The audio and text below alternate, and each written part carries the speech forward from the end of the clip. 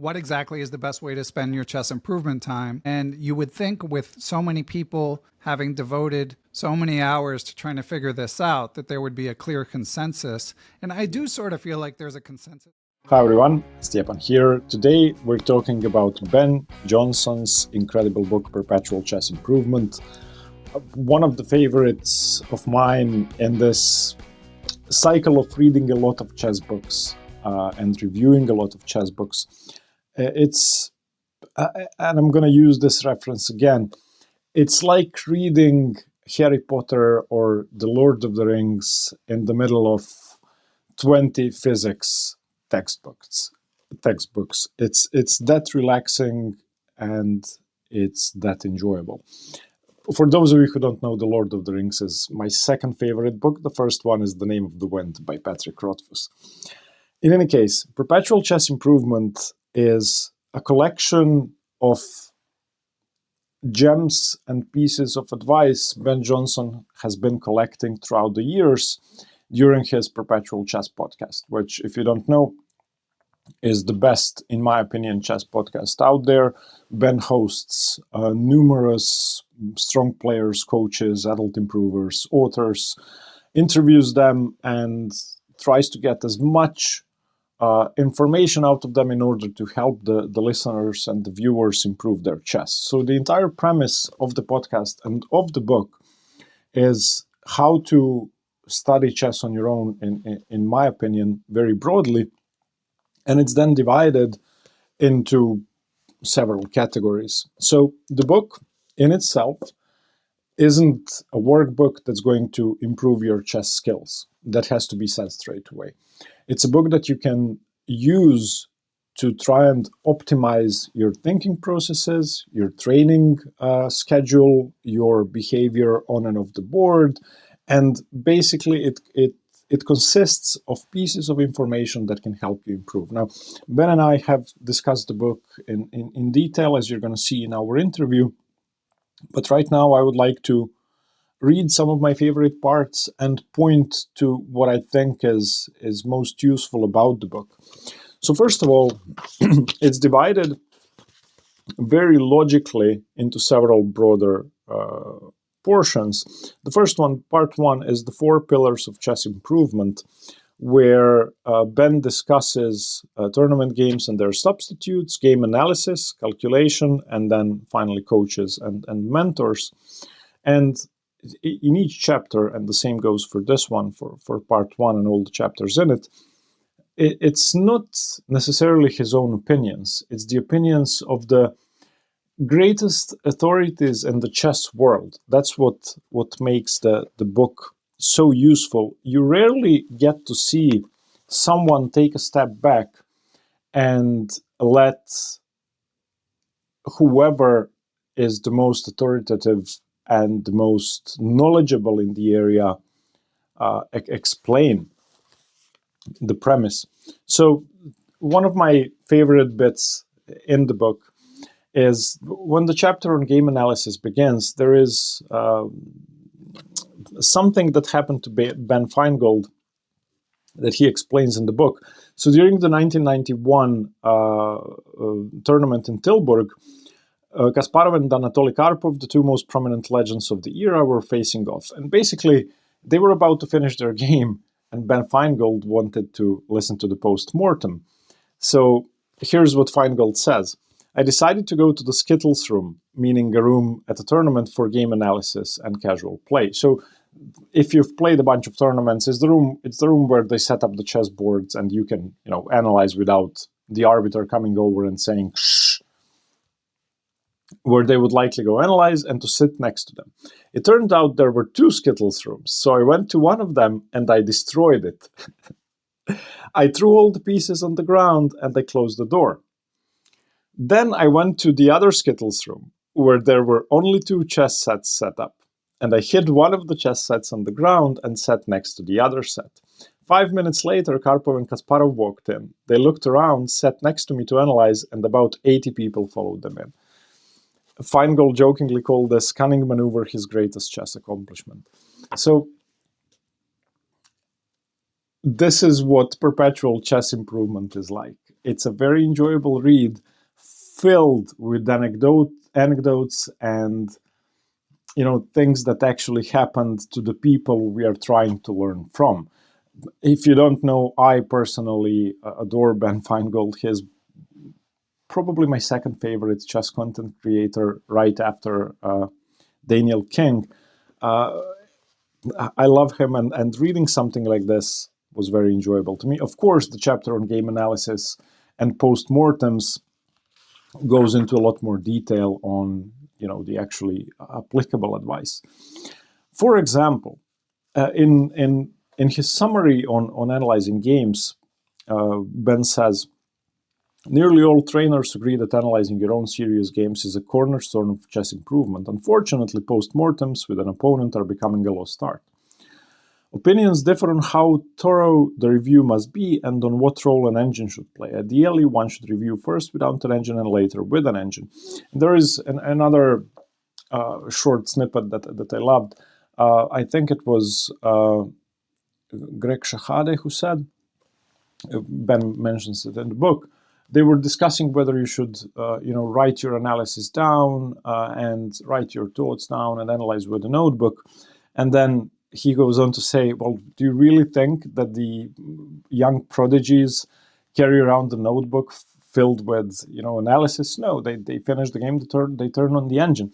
So you can hear a lot of advice from a lot of different perspectives, applicable to different strengths and rating ranges. Moving on, I'd like to mention something about solitaire chess. So in chapter 7 on mimicking the masters, do you still need to know your classics?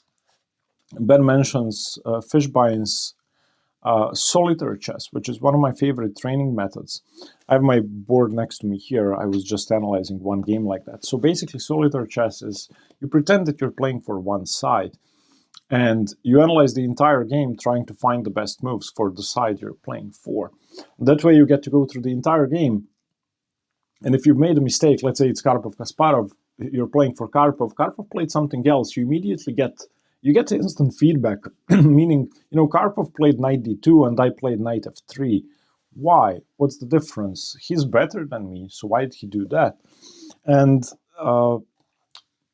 as in Fishbein's words, or Ben's words, the idea of solitaire chess is that you play through a game pretending you're one of the participants in the game. You guess the move for every single move of a game, and after you have made your guess, you uncover both the move that was played and find out whether your guess was right, and the other side replied to the move that was played, and so on and so on. So this is very practical advice. This is a training method I find incredibly useful, and there are numerous training methods like this mentioned throughout the book, with people who actually use them or teach them to others. Let's talk about what's probably one of my biggest issues, and I've hit a plateau. So I've been around 2,000 FIDE for a couple of years. I'm trying to improve, and I would like to read an excerpt from the book about that. First of all, the chapter on plateaus starts with something about me, which, well, I'm happy about. Here is someone who is an expert in chess improvement. So in this chapter, Ben mentions what Jakob Aagaard said during their 2019 interview. So they were talking about Sam Shankland's breakthrough into the elite, and Aagaard says, in 2017, Sam called me and said, do you really think I can do it? Do you really think I can get past 2700? Should I just wrap it up and teach chess for a living and just accept where I am? I responded, I really don't know.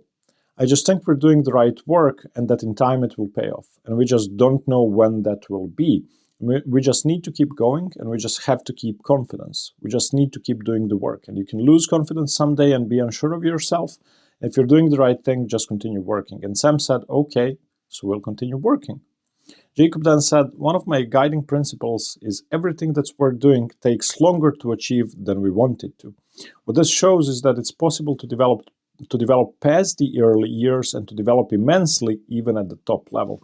So if Jakob Bogart says that, then plateaus aren't permanent. And personally, I was really happy to read this part.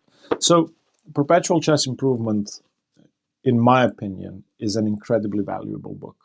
Imagine having 20 questions you would ask a top grandmaster or a top coach or a top chess author. It's very likely, if you wrote those 20 questions down, that you would find the answers in the book. So you can read it in a day. I did. I went to the beach, I sat down, read the book. My legs went numb several times, and I took a couple of swims during the read, but that was it. I just swallowed it whole. And I kept taking notes on the pieces of advice I would like to use and that I have already started applying. Let's listen to Ben now. I tried to ask him a couple of questions that I think will be helpful. If you guys have any questions, leave them below. Let's get to the interview. Hi everyone, Stepan and Ben here. It's my great pleasure to introduce Ben Johnson, the author of Perpetual Chess Improvement and the guy who's been running Perpetual Chess Podcast for almost 10 years now. Hi Ben. Hey Stepan, it's great to catch up. We were just chatting for longer than we planned before we started recording because, Stepan's been a guest and I'm a fan of his YouTube channel and the audience that he's built. So happy to chat with you. Yeah, I'm very happy to talk to you again. For those of you who don't know, Ben had me on his podcast a long time ago now, back in 2019, I think. And we talked about my plan to improve and my channel and stuff like that. Today we're going to be talking about Ben's still new book. Came out 2 years ago almost. Is that correct? Yeah, that's right. Yeah, where Ben summarized the advice he's been getting from grandmasters, chess coaches, chess authors, adult improvers, and chess influencers throughout how many interviews so far? Do you know the exact number? Well, I'm up to about 440 episodes, and that doesn't even count some bonus news-based podcasts and some book reviews. Closing in on 500 total, probably. Okay. So Perpetual Chess Improvement is your life's work so far, the way I understood it when I read the book, because it's sort of the highlights of all the interviews and structured in a way that would help any improving player organize his training, playing tournaments, and basically everything chess. Can you tell us something about how you got the idea to write the book and why you started writing it? Yeah, well, it's just we have all these common debates on the podcast, and I'm sure you've been asked these questions many times and pondered them for your own chess improvement about what exactly is the best way to spend your chess improvement time. And you would think with so many people having devoted so many hours to trying to figure this out that there would be a clear consensus. And I do sort of feel like there's a consensus emerging, but nonetheless, like within all the sort of subtopics, there's a lot of disagreement. Like just in the past, like this is one of the things I mentioned in the book several times, but just in the past month, we were talking briefly about My System, the famous Nimzovich book, before we recorded. And just within the past month, I interviewed this famous chess historian, fantastic chess historian, Willie Hendricks, who was saying he's not a big fan of My System, which is an opinion that I've come to more or less agree with. And then the very next week, I interviewed this Ukrainian organizer, Alexander Prokhorov, and said, what chess books mean the most to you? And he immediately said My System. So stuff like that happens all the time. It's like people used to argue about if speed chess is good for your chess. Most people think endgame studies are good for your calculation abilities, but Grandmaster Wojciech Miranda has some different opinions. So I wanted to both sort of condense all of those recurring debates and also sort of come up with some shared values, some principles where we would say, okay, we might not agree on every little thing, but I think we can all mostly agree that these 4 things are really important. Yeah. Okay. So the book is divided into, all of my reviews, as I told you before we started recording, are going to be very subjective because I'm, as you know, chess improver first and everything else second. What I liked best was the first part of the book, which is called The 4 Pillars of Chess Improvement. Based on what you just said, would you say the first part of the book and the 4 pillars are something most people agree upon? or is that the part that's debated? Yeah, you can find disagreements about the degree to which you should emphasize each thing, but basically everyone agrees that you should play serious games, you should analyze them, you should have tactics a part of your routine. And the fourth one that maybe wouldn't the fourth one that maybe wouldn't automatically have been said, but as I sort of thought about it a lot, I thought it was equally important, is to find a community. Because if you're serious about chess, you're going to be spending a lot of time on it. And if you're doing it on your own without any friends and without any sort of feedback or support system in place, I've seen it happen. It's not going to be sustainable. So you kind of have to make a conscious effort for that. And it'll be more enjoyable as well if you have sort of kindred spirits and people that are either feel invested in your journey or at least you're able to bounce ideas off of and compare processes with. So community was the fourth pillar. And yeah, I haven't encountered much disagreement about those four. I think that makes sense. I wanted to ask you first, before I gave you my opinion, I actually think the fourth pillar, the one on community and being a part of a group that has shared goals in chess, is the most important and most efficient way to improve. And I mean, the proof I personally have for that is when I play tournaments such as the Croatian Cup or the Croatian League, where you have 400 people staying at the same hotel for 10 days, and you spend your mornings preparing with your teammates, you spend your evenings, playing blitz chess against grandmasters or analyzing games or talking to Vasily Ivanchuk, and everyone, is trying to play good games. After a week of that, you feel like a superhero in chess. It's just, if you could live in a house with 5 chess players who are constantly trying to improve, I'm sure your results would be better exponentially. So I definitely agree with you. Can you tell us a bit about how you chose the specific pieces of advice and different training methods that people have been recommending throughout the years? Because you were, in a sense, the curator of everything that has been said on the podcast. Yeah, I didn't write the book in order. And basically, I would just try to think of what are the recurring debates? What are the topics that come up over and over again on the podcast? And each topic that came up with some frequency, I would write an essay about. And then as I got farther along, I started to think about how it all fit within a framework.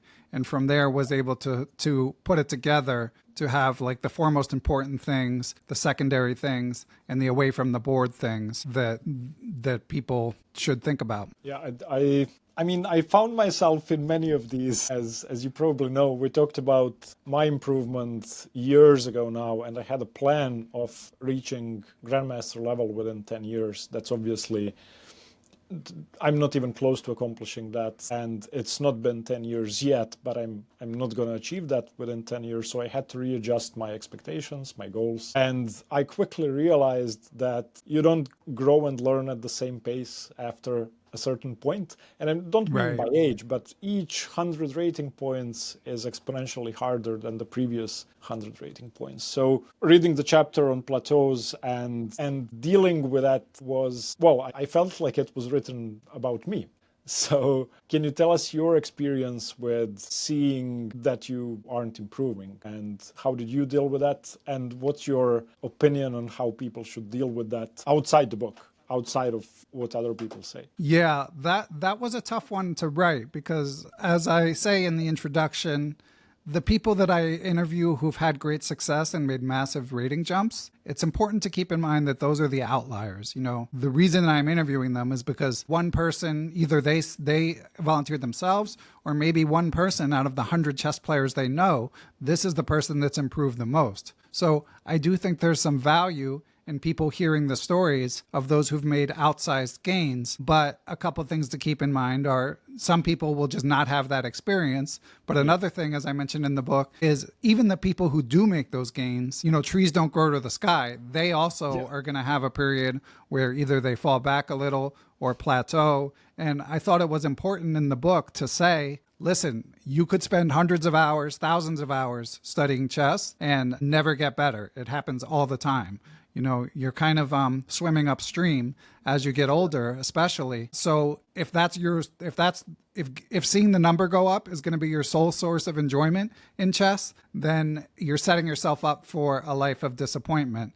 But I also wanted to give advice and share inspiring stories but here are the things that people did. As for me personally, so yeah, my rating peaked in the USCF 2200s. FIDE, I got close to 2200 as well when I was like in my late teens. And from there, chess has played at times a very large part of my life, at times a very small part in my life, but my rating has mostly gone down, although it's stabilized and I've gotten some back, but I'd be surprised. I mean, it would take a lot of effort to even try to get back to my peak, and currently my life situation doesn't really support that. So I've sort of been through that. You know, I've said before, I've been through the stages of grief. You know, when someone dies, you have the 5 stages of grief.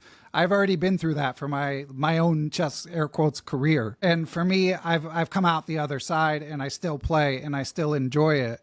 But what that impacts for me is it does make it a little harder for me to sustain a study routine, because I do understand the mindset that people say, if I'm going to invest a lot of time in this, I want to get better. And I don't share that hardcore ethic that I need to get better at this point in my life. But I also think that the fact that there's kind of an admission that improvement would be, you know, that I would have to, if I really wanted to improve, I would have to put a ton of time in, and it might not happen. That kind of affects how much time I'm willing to put into, especially, I advise to do things you enjoy.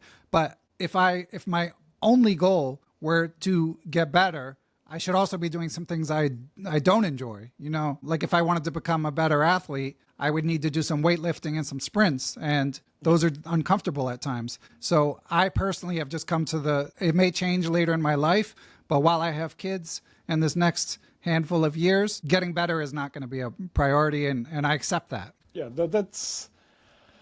it's probably a good feeling to make your peace with the fact that you're not trying as hard as you could. You mentioned in the book that as a disclaimer at the beginning of the book that, you know, I'm not seriously trying to get better. And I really I enjoyed that you said that, because it makes the book it makes you trustworthy, in my opinion. And it's sort of, here I am, this is what I know, I'm going to help you out, but you're not going to get my personal experience. But I wanted to address the issue that you mentioned at the beginning of the book, which is how most people who are trying to improve at chess, not just chess. I'll give you an example. I have a friend he's fat, and he's, I don't know, in pounds, maybe 300 pounds. And every now and then he's going to say, well, I'm going to get fit. And what he does is he buys expensive Nike shoes and goes to a store and he buys those tights for running, and he's going to buy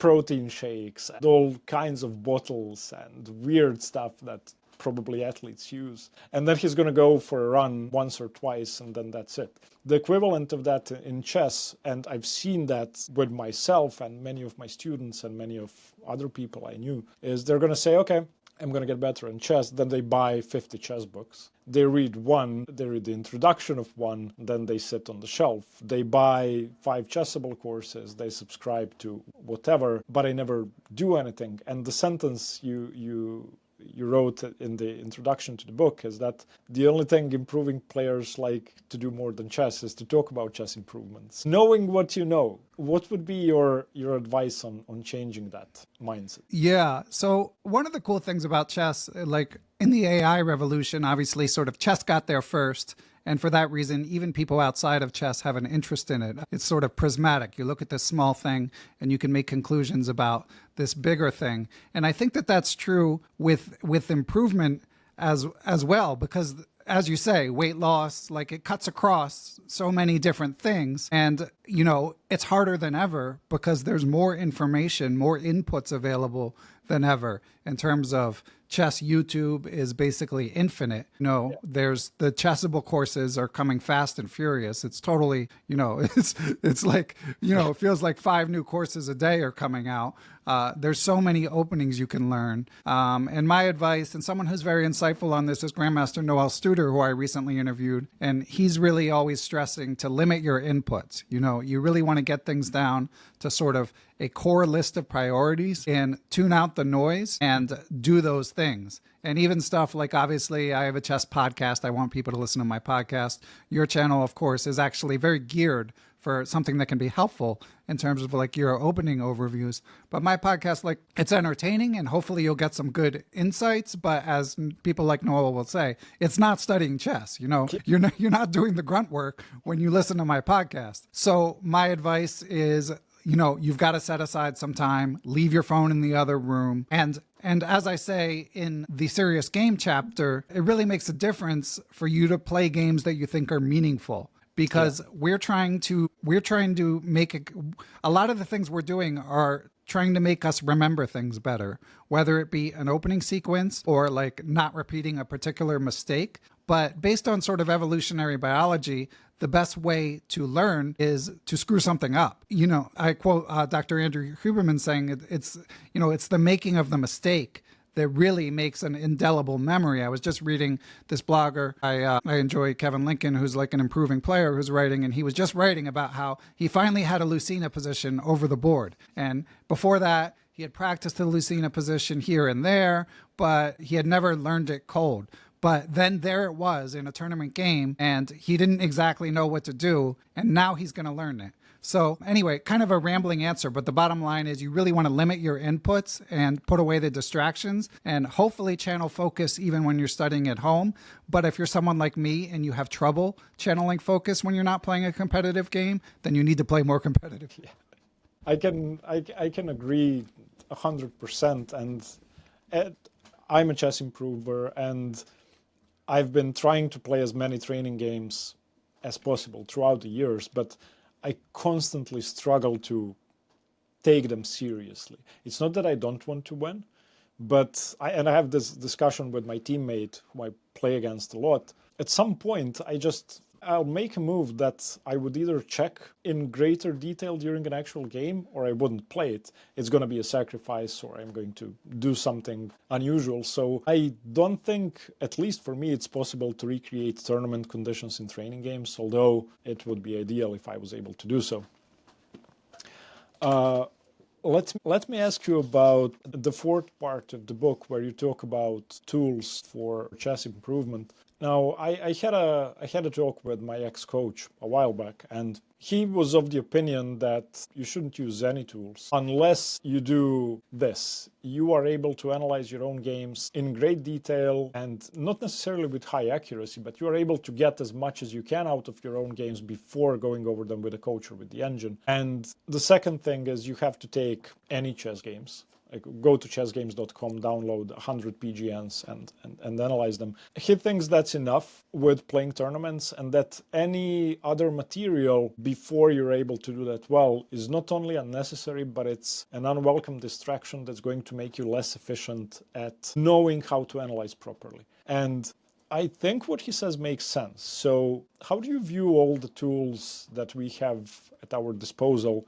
Do you view them as a distraction for the improving player or as a useful tool? They're certainly a potential distraction. And I've heard that kind of advice before. One thing, and I've kind of learned this through the process of interviewing so many amateur players for Perpetual Chess over the years, is I think players at our level, Stjepan, we might take for granted that we kind of know what to do. Like, yes, it helps. I've had grandmaster coaches at times, and they've been amazingly insightful. They can really see through positions so much more quickly than a player like I can, and really like just tell you the idea in an opening. And to me, that's worth paying for. But nonetheless, like recently when Grandmaster Jan Gustafsson was on, and he was my friend Donnie Ariel, who's pretending like he wants to be a grandmaster, even though he's not doing any work, was on. He was telling Donnie, who's a strong FM, you don't need a coach. You just sort of what you were saying, like you get the best opening moves with the engines, you study your games. But I think that advice doesn't apply as much to the lower levels, because the feeling that someone like I have where I don't understand maybe the best opening ideas in a given position, and it's helpful for a grandmaster to be able to explain something that it would take me 2 hours to figure out that they can explain in 10 seconds. I think that multiplies the lower you go on the rating ladder. So I think the lower you are, the more important it is to have a coach. But I do think there's a grain of truth about limiting your inputs and really focusing on playing serious games, identifying the type of mistakes that are costing you the game, and learning. And I think your coach does have a valid point. And like I quote Dr. Christopher Chabris in the book saying, like, when you play games, you're getting all the decisions, you're getting all the phases of the games, the little positions where nothing's happening that you have to learn how to navigate and how to play quickly, as well as the opening phase, as well as sort of the tactical melees, as well as the end games. Whereas when you just take them separately and study them as like little pieces, you're kind of missing the transitions and you're missing sort of the game management, game flow decisions that you have to make. So I certainly think there's a strong grain of truth to it, but I wouldn't go quite as far as your friend did. I do think coaches and additional inputs can be helpful. Okay, I mean, I obviously I have a coach and I use many tools, but I still think that actually, other than playing games, analyzing games is by far the most important thing you can do. And I wanted to not respond, but agree with you with what you said about your podcast and my channel. I recently had a discussion with a student of mine, and he's had a really bad tournament recently. And we did a training plan for him. We used Davorin Kuljašević's Studying Chess on Your Own as I don't know if you know the book, but... Yeah, great book. It's a great book. And we basically used the methods he prescribes for 2100 rated players. So focusing on eliminating your weaknesses, visualization, tactics, and complex endgames. And we were talking about my student's training routine. And he said, well, yeah, I'm going to do some puzzle streaks, some puzzle rush. I'm going to read a chapter in De La Villa and go through a couple of end games. Then I'll watch a few YouTube videos. And, I work on chess 5 or 6 hours a day.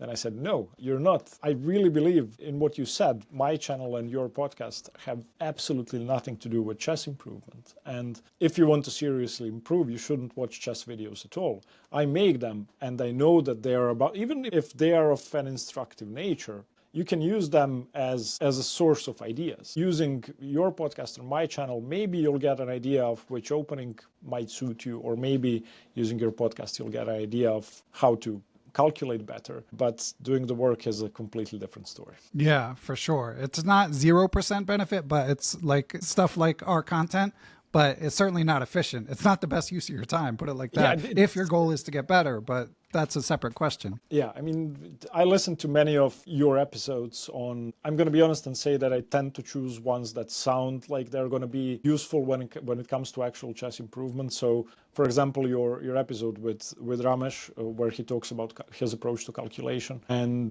I found those extremely useful. And I think, and I'm going to say, I hope there's part 2 of the book where you include more ideas and keep sort of indexing the advice strong people give. But I think if one was to read your book without having any prior experience with studying chess, without any experience playing chess, they would have a great advantage compared to people who have been studying on their own. I think you managed to create a book that's very easy to understand and apply when it comes to chess improvement. And I know that after reading it, and I read it in a day, I had 5 ideas on how to improve my own routine.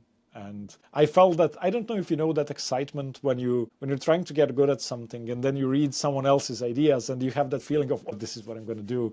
Yeah, I'm going to try this. So that happened to me. And I think reading the book for people who are lower level, and what you said about resources, I believe that the lower rated you are and the less experience you have, the book is going to be more useful. Unless you're at a point where you're already an advanced player, like let's say you and I, and you've hit a plateau, then you will get nuggets of priceless information you can use and maybe find a way to improve beyond your plateau. So that's great to hear. Thank you. I appreciate it. Yeah, I mean, I enjoyed the book. I would recommend that everyone reads it. And one thing I would like to say as well is that there's an audiobook version as well. Finally out in most places. Yeah, it's been a long wait.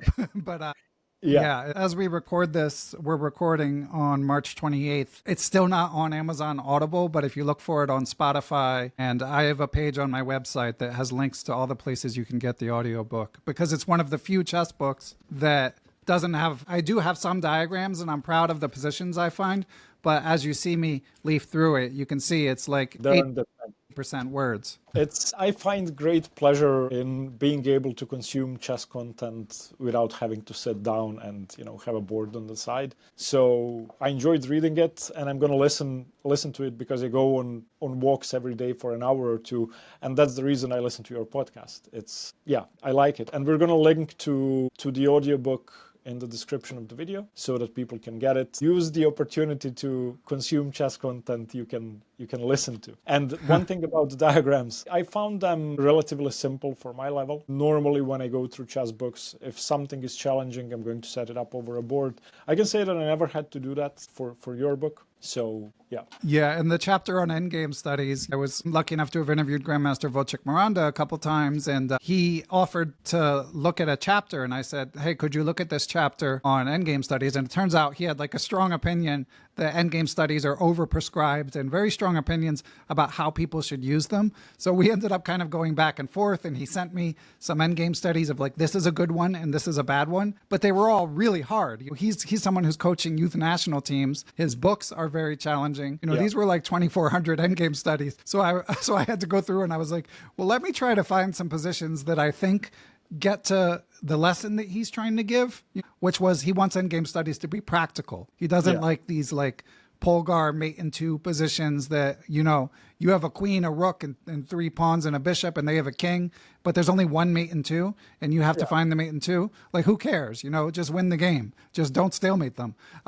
So I had to find positions that I felt like got across the message that he wanted, but I was like, I can't use these. It's going to be 15 pages of explaining. First of all, I'm barely qualified to explain it, and second of all, it's going to totally derail the book. So the chess positions are not too complicated. Yeah, but that's a good thing. It goes well along with the pace of reading the book. I was just literally lying in my bed and reading the book, and every diagram I'd see, I'd go, okay, and I would solve it and just move on. It didn't even feel like having to invest 100% of my chess skills into the diagrams, and that felt good. We are going to link to all the podcast episodes you mentioned, and I would like it if you could allow us to link to a wider or deeper explanations of what you think are the most important pieces of advice in the book by linking the episodes that you got that advice from. And we will leave that in the description of the video so that people can sort of get reference on where you got that advice. Yeah, sounds great. I'll try to think of, I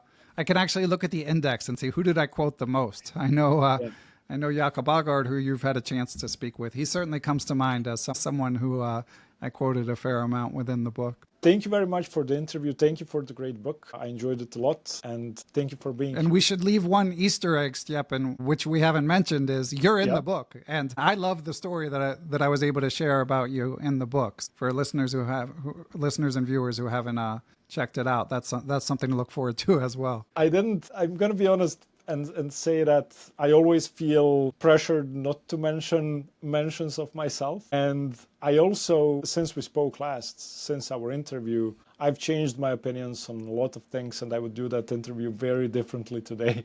So yeah. Okay. Yeah, I think we all feel that way. I mean, if we're not evolving, what are we doing? But it's mainly a story about you in the book, not a hot take. I know. In any case, you guys will get to read that in the book. And if you have any questions for Ben about the book, feel free to post them in the comments below. I will try my best to compile a list of them and give them to Ben next month or something to be able to answer them myself. Ben, are you okay with that? Sounds great. Yeah, happy to help. And thanks for having me on, Stjepan. And thanks to those of you still watching. Thank you for watching, guys. I will see you in the next one. Stay tuned for more chess. Bye-bye.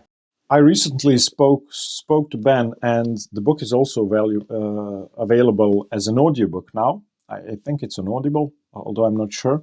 And it is a book you can actually listen to, so if you want something to listen in your car, get the audiobook. The full review of mine is below. You can find the link to it. Again, if you have any questions, please ask. I'll try to answer them. If Ben is in the comments at some point, I'm sure he will do his best to answer them as well.